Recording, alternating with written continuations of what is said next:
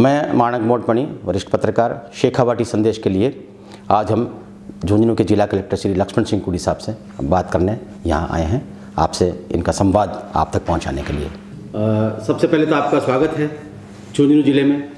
आप कलेक्टर के तौर पर हमारे यहाँ आए हैं और इस ज़िले को अपने नए सिरे से सारी आप चीज़ें देखेंगे। मैं आपसे कुछ मुद्दों पर आज चर्चा करना चाहूँगा। शेखावाटी संदेश के लिए मुद्दे रहेंगे अपने मेडिकल कॉलेज सबसे बड़ा मुद्दा रहेगा। इसके अलावा ज़िले को लेकर आपका क्या विजन है, आपने क्या सोचा है, जानकारी आप इकट्ठी कर रहे होंगे तो आपकी प्राथमिकताएं क्या रहेगी। तो सबसे पहले हम बात करेंगे मेडिकल कॉलेज को लेकर। मेडिकल कॉलेज अब किस स्थिति में है और कब शुरू होने की उम्मीद है इसका काम? सर शुक्रिया आपका। मेरे पदभार ग्रहण करते ही सबसे पहला मुद्दा ही मेडिकल कॉलेज का मेरे सामने आया था और मैंने इसकी पत्रावली मंगा के और जो है अधिकारियों से जब डिस्कस किया, विचार विमर्श किया, तो इसमें इसको स्पीड अप करने के लिए, गति देने के लिए मैंने जो है 2-3 डिसीजन लिए हैं जो आपकी जानकारी के लिए मैं बता दूं। 8 हेक्टेयर लैंड हम मेडिकल कॉलेज के लिए पहले ही आवंटित कर चुके थे। इसके अलावा 6 हेक्टेयर लैंड और थी जो इसकी विसिनिटी में थी, लेकिन उस लैंड में 2 शमशान थे, एक सब सेंटर था और एक खेल मैदान था। तो वो चूँकि ये लैंड आवश्यक थी मेडिकल कॉलेज के लिए, मेडिकल कॉलेज में ज़्यादा लैंड चाहिए थी, तो इन शमशान 2 शमशान की, एक सब सेंटर की और एक खेल मैदान के लिए हमने अन्य जगह पर उपयुक्त ज़मीन तलाश करके और उनको आवंटित कर दी है। और ये जो 6 हेक्टेयर भूमि इसकी विसिनिटी में थी, इसकी समीपता में थी, वो भी हमने मेडिकल कॉलेज को अलॉट कर दिया है। तो इस तरह से संपूर्ण भूमि अब मेडिकल कॉलेज को आवंटित की जा चुकी है। जहाँ तक इसके डीपीआर और सीपीआर मेडिकल कॉलेज की बना के भेज दी गई है और सक्षम स्तर से इसका अप्रूवल और अनुमोदन भी हो चुका है। इसमें जो एजेंसी है वो HSCC है, नोडल एजेंसी HSCC है। ये भारत सरकार का PSU है, ये नोडल एजेंसी के रूप में वर्क कर रहा है। लेकिन मौके पे जो एग्जीक्यूशन होगा तो ये इसके लिए टेंडर करके वर्क ऑर्डर मतलब जारी करने की इनकी प्रक्रिया जारी है, लगभग अंतिम स्टेज में है वो कार्य भी। और जल्दी ये इनके 1-2 कोई टेक्निकल इश्यूज एनवायरमेंटल क्लियरेंस का और वो बचे हुए हैं, वो पूर्ण होते ही इसमें ये वर्क ऑर्डर जारी होके और इसका फाउंडेशन लेइंग की स्टेज आ जाएगी, शिलान्यास की स्थिति आ जाएगी। अच्छा, इसकी मेडिकल कॉलेज की जो लीज डीड है वो भी अभी रजिस्टर्ड नहीं थी, वो मेरे आने के बाद में रजिस्टर्ड हो गई है और पट्टा एक तरह से कहें कि इसका परमानेंट पट्टा जारी हो चुका है। अब कोई मतलब उसमें इसके टाइटल को लेकर के दिक्कत नहीं है। यानी आप कह सकते हैं कि सिर्फ शिलान्यास की प्रक्रिया बाकी है जो सरकार तय करेगी कि कब करना है। अन्यथा आपके लेवल पर, जिला स्तर पर तमाम इसके जो परेशानियां हैं लगभग दूर हो चुकी हैं, 1-2 छोटी मोटी क्लियरेंस को लेकर। बिल्कुल सही है। और ये भी हम कोशिश में पूरी तरह से इसमें मेरा ध्यान है, मैं लगा हुआ हूँ, अधिकारियों से फीडबैक लेता रहता हूँ और ये जल्दी हम ये औपचारिकताएं भी जो थोड़ी बहुत बची है वो पूरी पूर्ण कर देंगे और इसको शीघ्र ही ज़्यादा से ज़्यादा 1-1.5 महीने के अंदर हम इसको शिलान्यास की स्थिति में ले आएंगे। जी सर। झुंझुनू शहर कई मामलों में अनूठा शहर भी कहलाता है सर, लेकिन इस शहर की अपनी कुछ परेशानियां भी हैं, कुछ समस्याएं भी हैं। मैं 2-3 चीज़ों की तरफ आपका ध्यान आकर्षित करना चाहूँगा। एक तो रोड नंबर 1 इतनी महत्वपूर्ण रोड है और उस पर पार्किंग की बड़ी समस्या है और ये लंबे समय से चली आ रही है सर। इसको लेकर न्यायालय की स्थायी जो कमेटी एक होती है लोक अदालत की, उसमें भी फैसले हुए हैं, नगर परिषद में भी इसको लेकर फैसले हुए हैं। नगर परिषद ने आश्वस्त भी किया है कि हम एक क्रेन लाएंगे, गाड़ी ऐसी खड़ी नहीं करने देंगे। यातायात पुलिस और नगर परिषद ने मिलकर भी एक योजना बनाई थी कि हम कुछ करेंगे, लेकिन वो थोड़े दिन चलता है सर और फिर वैसा का वैसा हो जाता है। अगर आप रोड नंबर 1 का किसी दिन जायजा लें, आप देखेंगे कि पूरी सड़क आधी सड़क सिर्फ पार्किंग में काम आ रही है दोनों तरफ, जबकि बहुत बढ़िया सड़क बनी हुई है। इसको उस पर आप कैसे एग्जीक्यूट करेंगे सर? इसको मैं विजिट करूंगा और नगर परिषद और जो है इसमें जो हमारे एसपी साहब हैं, इन दोनों से चर्चा करके, बातचीत करके इस समस्या का स्थायी समाधान खोजने की पूरा प्रयास करेंगे, ताकि लोगों को आवागमन में दिक्कत नहीं हो। जी सर, झुंझुनू शहर में सीवरेज का काम पूरा हो चुका है। L&T ने अपना काम पूरा किया है और वो कंपनी अब यहाँ से अपने दूसरे शहर में काम करने चली गई है। लेकिन इस प्लांट को जो इसका संयंत्र शुरू होना था, CTP जो बना हुआ है बगड़ रोड पर, वो अभी पूरी तरह से शुरू नहीं हुआ है, जबकि इसमें पानी जाने लगा है। और ये जो गंदा पानी है जो कि उपचारित होकर बाहर निकलना था, अभी भी उपचारित होकर नहीं निकल रहा। बीड़ जो यहाँ का एक ऐतिहासिक जगह है, जहाँ प्रमुख प्रजातियों के सरस वगैरह हैं, पेड़ हैं, तो उन सब का वो खराब हो रहा है सर ज़मीन। तो वन विभाग भी उस पर लगा हुआ है, लेकिन ये जो गंदा पानी जा रहा है उसके लिए क्या होगा, और सीवरेज प्लांट को लेकर आपके पास क्या इनपुट है?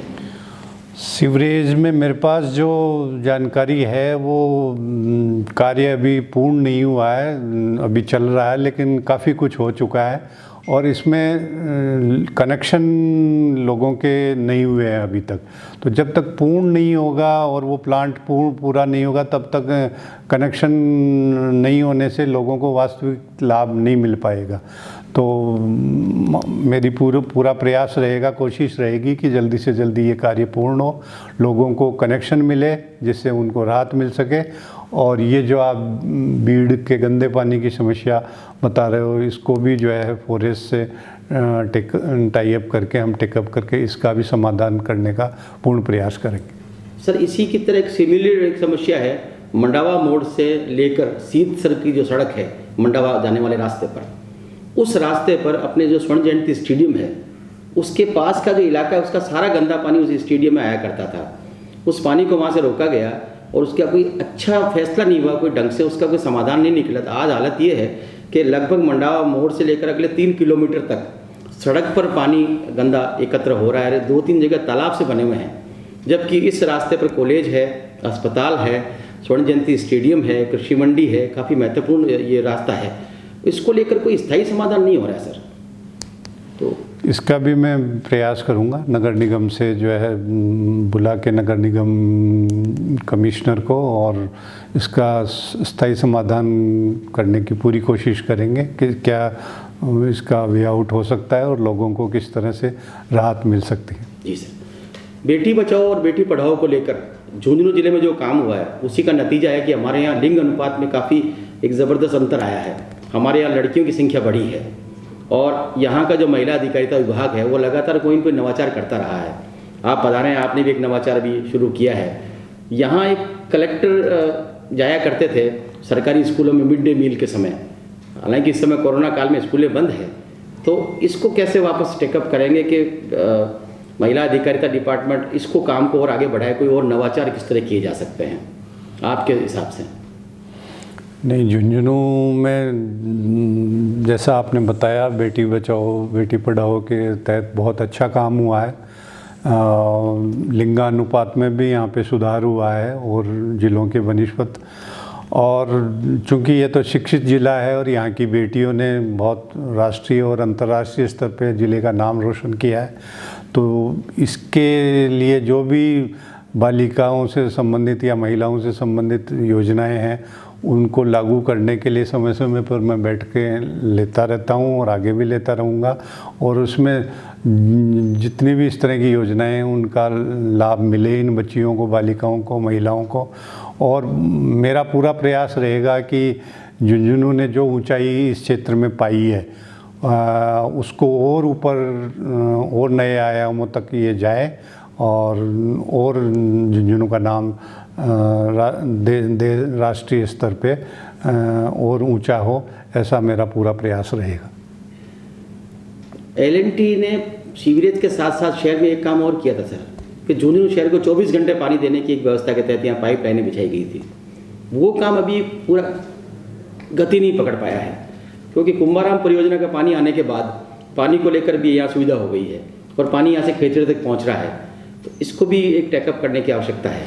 बिल्कुल निश्चित तौर से करेंगे, क्योंकि पेयजल तो हर मनुष्य की प्राथमिकता है, प्रतिदिन की आवश्यकता है। तो पेयजल को लेके बिल्कुल जिला प्रशासन गंभीर रहेगा और पेयजल की दिक्कत हम किसी को नहीं आने देंगे और पेयजल के पूरा प्रयास करके लोगों को अच्छा पेयजल पीने को मिले, गर्मियों में भी सर्दियों में भी सभी ऋतुओं में इसका पूरा प्रयास करेंगे। आखिरी सवाल पूछूंगा सर, प्रशासनिक कार्यों का आपका एक अच्छा खासा बड़ा अनुभव है, विभिन्न विभागों में पूरे राजस्थान में आपने वर्किंग की है। झुंझुनू जिले में आप क्या कुछ नया करने जाएंगे या क्या सोच रहे हैं, आपके मन में क्या विजन है झुंझुनू को लेकर, आप क्या नई सोच रखते हैं?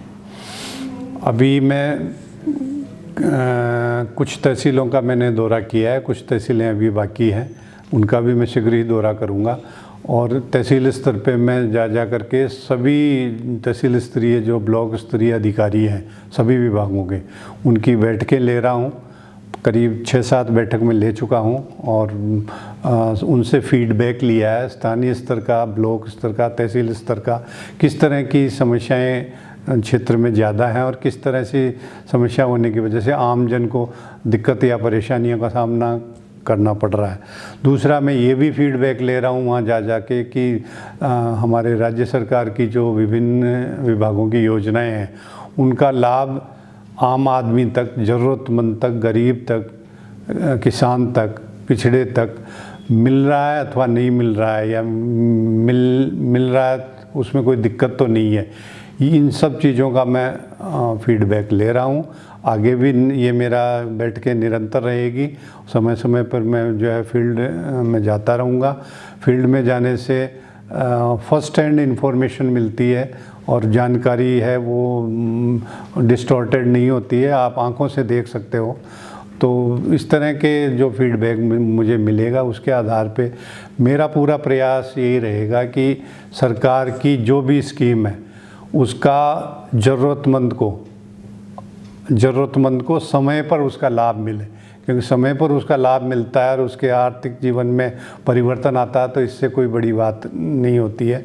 तो उसको समय पर लाभ मिले और उसमें कोई दिक्कत या कठिनाई आती है तो उसको जो दूर करने की कोशिश करेंगे। और इसमें कोई हमारे अधिकारियों की या प्रशासन की तरफ से लापरवाही नज़र आती है उसको भी मैं गंभीरता से लूँगा और पूरा प्रयास करूँगा कि गरीब को, पिछड़े को, आम आदमी को, किसान को समय पर न्याय मिले, समय पर योजनाओं का लाभ मिले, इसका मेरा पूरा प्रयास रहेगा।